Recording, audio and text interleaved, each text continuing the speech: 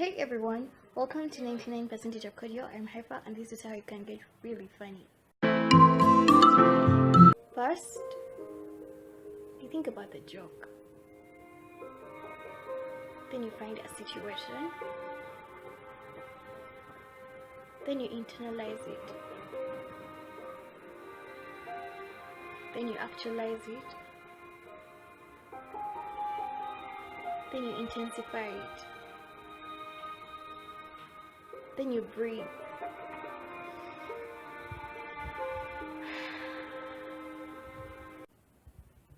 Then you just drop it. So we're going to be glowing on a budget. How bulbs, tubes, and all those artificial lighting things are made to glow, it comes from the inside, and so do we. So even as much as we try to polish the exterior when the interior is messed up, it never gets better. Today, we are working on the inside. So one of the characters and ego uplifting things is how funny you can get, and making people laugh is undeniably a great feeling. And it's hard not to attempt to pull that joke out when you're in a gathering or any surrounding, really, right? But like I said, one of the luxuries of this life is being okay, not happy, but just okay. And that's a state when you are not overwhelmed or frustrated or broken, or when you just pass the healing phase.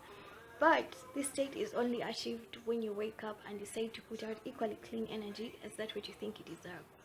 So back to this whole humor thing, it's rare that people try to be or are actually funny in organic ways. You ever tried sitting next to the person that everyone ignores because they are naive or innocent, or basically the ones that carry the tag weird? They will put in all their effort to make you laugh, but their jokes will be organic, raw, or chemical free, basically. So these are the jokes that won't be in offense of anyone, they won't hurt anyone, but unfortunately these are the jokes that don't trigger us anymore. They're the lame ones. Or a child, in all honesty, can come cracking up with a joke and they are dying even before they tell. And by the time they tell you, it's really nothing to spark laughter. But maybe we should consider adjusting our sense of humor to such jokes. So the point here is the failure to draw a line between a joke, disrespect, and humiliation. Pranks, like all attempts, can go either way. They can be either healthy or toxic. We're not changing the good today, so we are going to talk toxic pranks. So, in the name of humor, being a prank king or queen is a relevant title to hold in society. But what is it that you're really putting out there? Is it worth it? A number of successful pranks end up with the party getting hurt, and that's what most bullying cases are all about, the pursuit of humor. But this video is not about asking people to stop being funny, because honestly it's a superpower for most. But when a prank is pulled, is it funny to the victim too? Or does it make them feel like there's a need for their soul to leave their body?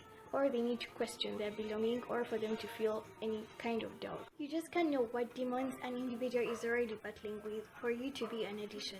So hopefully the next time you pull or help someone pull a prank, all these will be points of consideration.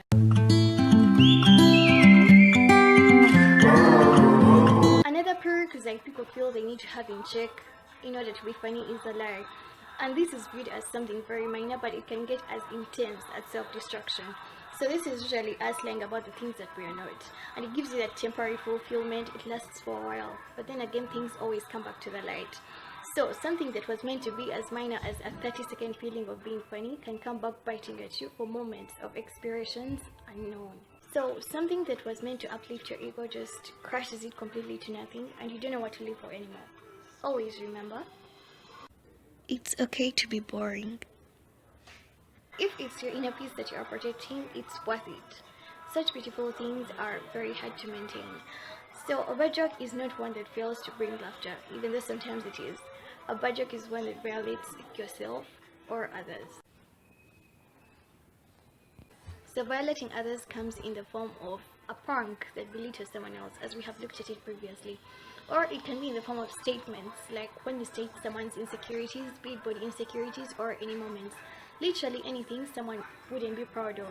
or something that someone doesn't want out there in the public.